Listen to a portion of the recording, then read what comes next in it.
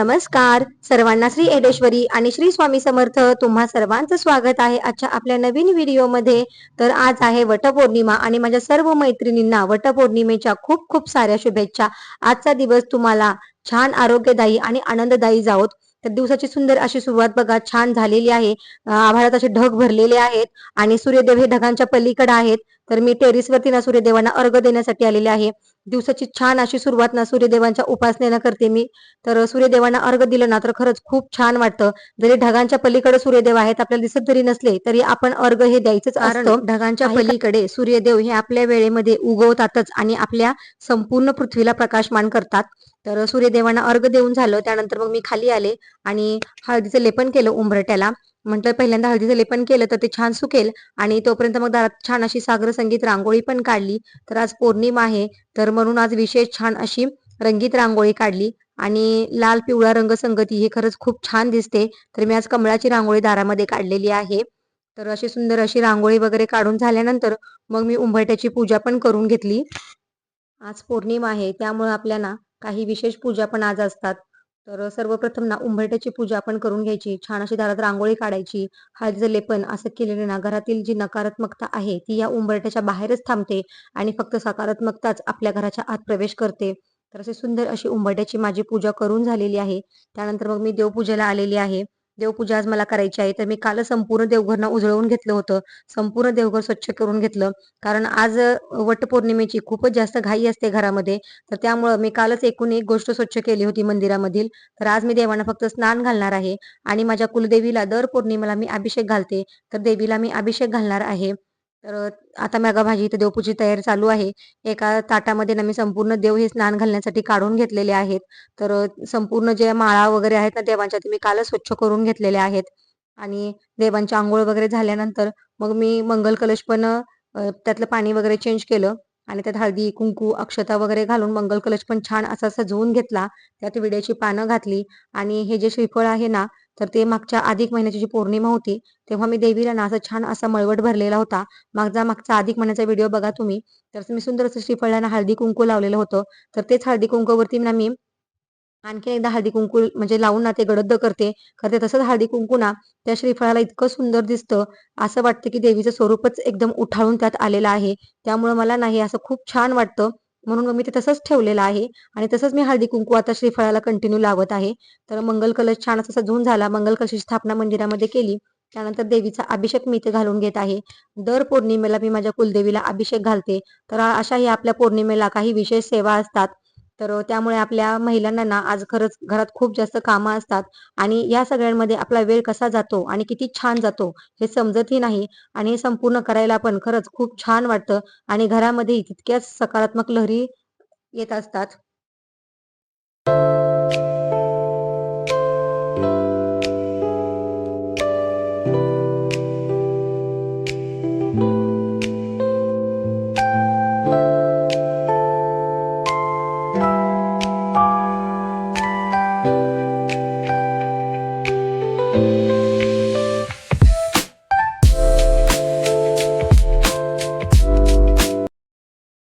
आता कुलदेवीच्या मूर्तीवरती अभिषेक घालून झाल्यानंतर मी तुळजाभवानी देवी आईच्या मूर्तीवरती पण अभिषेक घातला। तर अभिषेक घालताना ना पहिल्यांदा तुपच देवीच्या चेहऱ्यावरती पडलं होतं। तर जसं जसं आपण दुधाचा अभिषेक घालतो तसं तसं ते साईडला झालं, पण देवीला ना पहिल्यांदा तुपाचाच अभिषेक झाला। तर ही माझी जी तुळजाभवानी देवीची मूर्ती आहे ना ती तिची मूळ स्वरूप अष्टभुजा स्वरूपातील मूर्ती आहे। तर अशा मूर्त्या तुळजापुरामध्ये भेटतात। तर आई जशी स्वयंभू रूपात प्रकटली होती ना अष्टभुजा स्वरूपामध्ये, तर तसंच माझ्याकडे ही मूर्ती आहे तिची स्वयंभू रूपातील। तर खरंच ही मला मूर्ती ना खूप आवडते, खूप सुंदर अशी आईची मूर्ती आहे। आईचं तेजस्वी रूप ह्यात झळकतं चांगलं। तर आईचा अभिषेक घालून झाला त्यानंतर मग मी दोन्ही देवी आईंना ना छान असा मळवट भरून घेतला। तर मळवट भरल्यानंतर तुम्ही बघा देवी आईचं स्वरूप किती सुंदर दिसू लागलेलं आहे। आपल्या आपच देवीला ना असं छान रूप येतं ना मळवट भरल्यानंतर की बस। तर अशा पौर्णिमेची माझी छान अशी सागर संगीत सुंदर अशी पूजा झालेली आहे आता। तर बघा तुम्ही किती सुंदर पूजा वाटत आहे। तर अशी छान अशी पूजा झाल्यानंतर ना इतकं मनाला छान वाटतं ना। पूजेमध्ये घाई केली ना तर काही त्याचा उपयोग नाही। पूजा जेवढी आपण मनापासून आणि व्यवस्थित करू ना तेवढं मनाला समाधान लाभतं आणि आपल्या मनाच्या समाधानासाठीच आपण ही पूजा करायची असते। तर असं मनाला इतकं छान समाधान वाटत होतं ना इतकी छान पूजा बघून की बस। आणि घरामध्ये पण खरंच खूप छान वाटतं। तर इथं आता पौर्णिमेच्या ज्या सेवा असतात अभिषेकाच्या वगैरे, तर कुलदेवीचा अभिषेक झाला, तुळजाभवानी देवीचा अभिषेक झाला. छान अशी दररोजची माझी देवपूजा झाली आणि देवपूजा झाल्यानंतर मग मी तुळशी आईची पूजा करून घेतली. त्यानंतर दर पौर्णिमेला माझी शेगडीची पूजा असते, तर मी अन्नपूर्णा देवीची शेगडीची पण पूजा करून घेतली आणि संपूर्ण घरात छान असा धूप दाखवला. दर पौर्णिमेला तुम्ही घरामध्ये ना नक्की असा धूप दाखवत जा. तर इथं बघा आता मी स्वयंपाकाच्या तयारीला लागलेली आहे. तर सकाळीच मी चण्याची डाळ ना भिजत ठेवलेली होती पुरणपोळी करण्यासाठी. तर डाळ आता छान भिजलेली आहे. तर एका साईडला ना मी इथं पाणी ठेवलं होतं उकळण्यासाठी आणि त्यात मी डाळ आता टाकलेली आहे. तर हा जो फेस येतो ना पांढरा-पांढरा, ह्याच्याने ना आपल्याला ॲसिडिटी होण्याची खूप जास्त शक्यता असते. तर ही डाळीवरचा ना हा फेस नेहमी तुम्ही काढून टाकत जा. आणि दुसऱ्या साईडला ना मी भाताचा कुकर पण लावलेला आहे. तर सकाळपासूनच इतकी तारेवरची कसरत चाललेली आहे, इतकं जास्त काम आहे ना, तर मी चहा प्यायचा पण आज विसरून गेले होते. तर म्हटलं आता पहिल्यांदा ना 1 कप आपण कडक चहा पिऊयात. कारण असं सण-सूद घरामध्ये असलं ना, आपण बायकांना सगळीकडे लक्ष देतो, पण आपलीच तब्येतीची आपण काळजी घेत नाही. आणि आज त्यातून उपवास असतो आपला. तर म्हणून मग म्हटलं पहिल्यांदा ना 1 कप कडक चहा घ्यावा, तर त्यानंतरच मग पुढच्या कामाला लागूयात. तर कामं तर होतच राहतील. त्यानंतर मी 1 कप चहा घेतला आणि तोपर्यंत माझी डाळ पण शिजून झालेली आहे बघा इकडे. तर डाळीला छान असं गूळ वगैरे मिक्स केला आणि वाटून घेतलं पुरण त्याचं. आणि आता एका साईडला एक करून माझा स्वयंपाकच सुरू आहे. तर कंटिन्यू मी असं 10 वाजता स्वयंपाकाला लागलेली होते ना, तर 12 वाजेपर्यंत माझा संपूर्ण स्वयंपाक तयार झालेला होता पुरणपोळीचा. तर मी एका साईडला ना बघा त्या कढईमध्ये ना भजी तळत आहे आणि एका साईडला इकडे पुरणपोळी पण लाटत आहे. आणि पुरणपोळी म्हणजे आपल्या महाराष्ट्राची अस्सल चव, आपल्या मराठी माणसाची ना रुचीपूर्ण ओळख आहे, असं म्हणता येईल. कारण प्रत्येक सणाला आपल्या घरोघरी पुरणपोळी ही होतच असते. आपण बाकीचे पण पदार्थ करतो, पण पुरणपोळी ही आपल्या महाराष्ट्राची खरी ओळख आहे. तर पुरणपोळी झाली ना, तर घरात असा छान असा स्वयंपाक सुगंध असा दरवळतो ना, साग्र संगीत स्वयंपाक झाला असं वाटतं. आणि अ, माझ्या कुलदेवीला आणि तुळजाभवानी देवी आईला पण पुरणपोळीचा नैवेद्य हा अत्यंत प्रिय आहे. तुळजापुरामध्ये किंवा येरमाळ्यामध्ये ना, देवीला पुरणपोळीचाच नैवेद्य जास्त करून दाखवतात. तर इथं बघा आता माझं एकीकडे पोळ्या पण झाल्या आणि स्वयंपाक आता होतच आलेला आहे. तर अशी मऊ लुसलुशीत टम्म फुगलेली पुरणपोळी ना तुपाची धार टाकून खाल्ली ना, तर खरंच इतकी चविष्ट लागते ना. तर असा इथं बघा तुम्ही आता छान अशी लुसलुशीत आपली पुरणपोळी तयार झालेली आहे. अशा पोळ्या टम्म फुगल्या ना, तरच खायला मजा येते. नाहीतर मग पोळ्या फुटल्या, की तर ते आपल्या बायकांचा पण मूड पूर्ण निघून जातो, की आपला स्वयंपाक व्यवस्थित नाही झाला वगैरे, वगैरे असं होतं. तर तेल वगैरे लावून घेतलं छान असं पोळीला आणि पटापटा अशा पोळ्या लाटून घेतल्या आणि दुसऱ्या साईडला माझं भजी तळायचा पण गॅस चालू होता. तर पापड वगैरे मी आधीच तळून घेतलेले होते. तर इथं बघा आपली किती सुंदर आणि मऊ लुसलुशीत अशी टम्म फुगलेली पुरणपोळी तयार झालेली आहे. तर असं गरम-गरम पोळी खाल्ली ना, तर खरंच खूप छान वाटतं. तर त्याचा संपूर्ण माझा स्वयंपाक तयार झालेला आहे आणि तिथे मी 2 ताटं घेतलेली आहेत नैवेद्य भरण्यासाठी. एक ताट कुलदेवीच्या नैवेद्यासाठी आणि दुसरं ताट वडाच्या झाडासाठी. आणि इथं बघा आपलं आमटी, भजे, पापड संपूर्ण स्वयंपाक तयार झालेला आहे. पोळ्या आणि हा छोटा नैवेद्य ना मी वडाच्या झाडासाठी केलेला होता. तर एका साईडला मग मी पापड पण तळून ठेवलेले होते आणि त्याचे असे तुकडे केलेले आहेत. त्यानंतर आमरस केलेला होता. मी तो फ्रिजमध्ये ठेवलेला होता कारण आज आमरस पोळी खायची असते. तर इथं बघा आता मी माझ्या कुलदेवीसाठी एक नैवेद्याचं ताट भरलेलं आहे आणि दुसरं ते वडाच्या झाडासाठी. तर मी देवघरामध्ये ना पहिल्यांदा देवी आईला नैवेद्य दाखवून घेतला आणि तिला देवी आईला नैवेद्य दाखवून मग मी संपूर्ण तयारी करायला लागले. कारण आता वडपूजेला जायचं होतं. घरातलं संपूर्ण आवरून घेतलं आणि त्यानंतर बघा इथं आता वडपूजेची तयारी झालेली आहे. ताट असं संपूर्ण सजवून घेतलेलं आहे.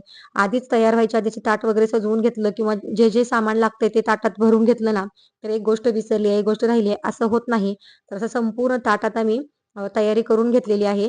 पूजेसाठी जे साहित्य लागणार आहे, सावित्रीची ओटी, संपूर्ण असं सामान त्यात भरून घेतलं आणि त्यानंतर मग मी माझी स्वतःची तयारी केली. वट पौर्णिमेसाठी अशी माझी तयारी झालेली आहे. आता संपूर्ण तयारी झालेली आहे. मी तयार झाले.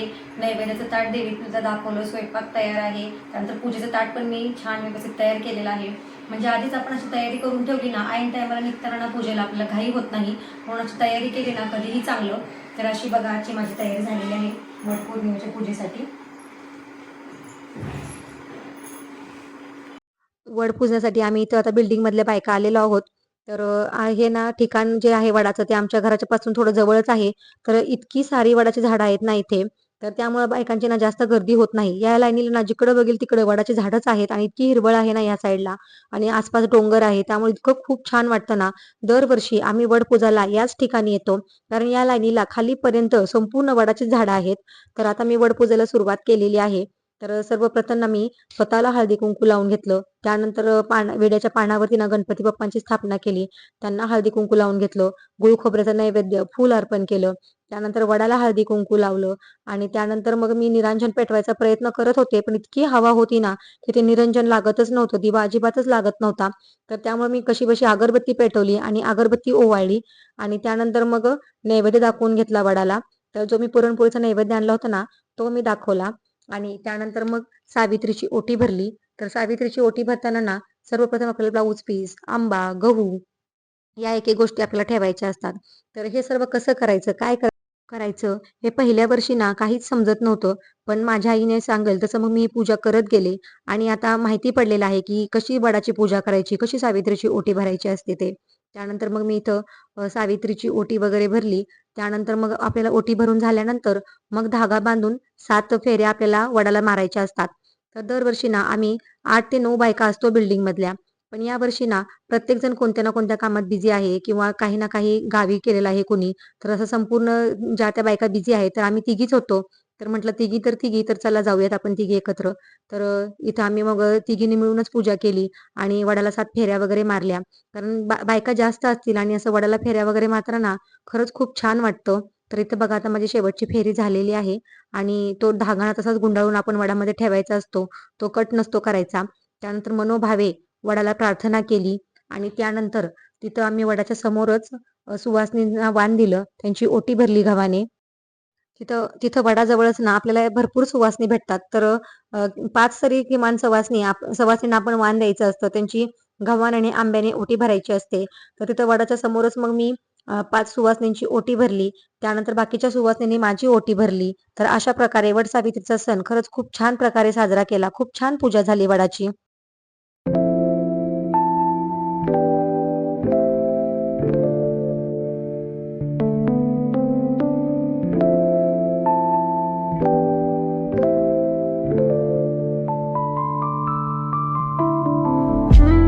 वडपूजा करून घरी आले. त्यानंतर घरी जो कपाटातून पसारा काढलेला होता तयार होण्यासाठी, तो संपूर्ण पसारा आवरला. त्यानंतर छान असा चहा घेतला आणि मग संध्याकाळच्या सेवेची तयारी केली. तर सगळं हे करेपर्यंत लगेचच संध्याकाळ झाली. तर दर पौर्णिमेला मी श्रीयंत्रावरती कुंकुमार्चन करते. तर दिवाबत्ती केली संध्याकाळची आणि श्रीयंत्रावरती ना कुंकुमार्चन करून घेतलं.